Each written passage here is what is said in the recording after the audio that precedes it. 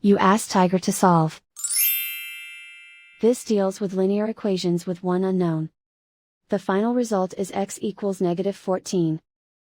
Let's solve it step by step. Group all x terms on the left side of the equation. Add 4x to both sides. Group like terms. Simplify the arithmetic. Group like terms.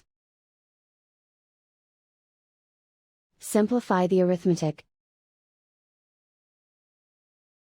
Group all constants on the right side of the equation. Add 11 to both sides. Simplify the arithmetic.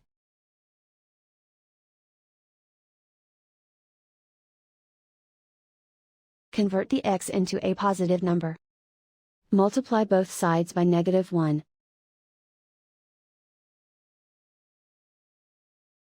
Remove the ones. Simplify the arithmetic.